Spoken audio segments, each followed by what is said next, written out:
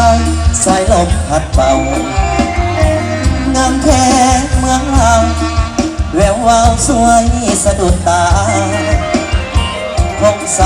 สำเนืองามเมืองสุดพันละนาง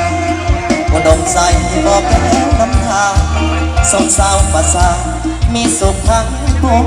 งเก็บแผนเดินใดหาใส่เทียนพันน้ำของน้ำทานประสานทอดใจเมืองหลวง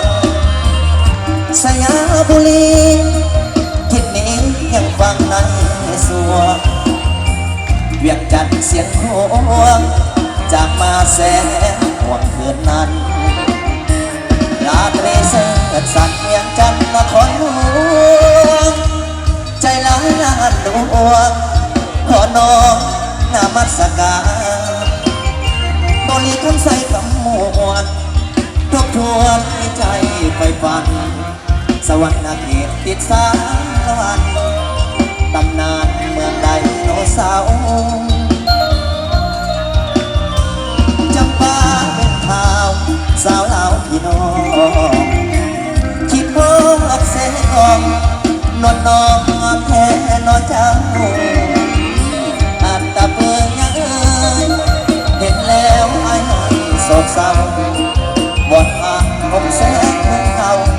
ให้คู่เมืองลาวไปกัน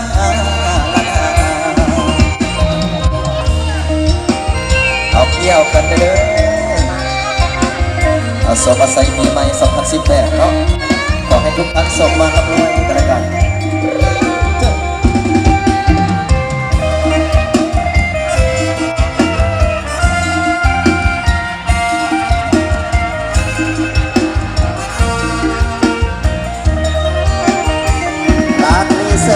สัตว์เวียงจันทร์นครหลวงใจล้านล้านดวงขอน้อมนมัสการ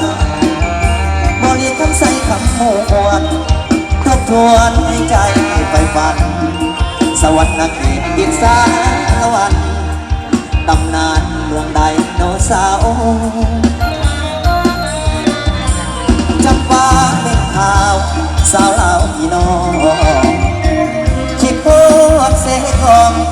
นวลน้องแพ้นอเจ้าอาจตะเปื่อยเห็นแล้วอายโศกเศร้าบวชห่างวงแสนเมืองเก่าให้คู่เมืองลาวไปกัน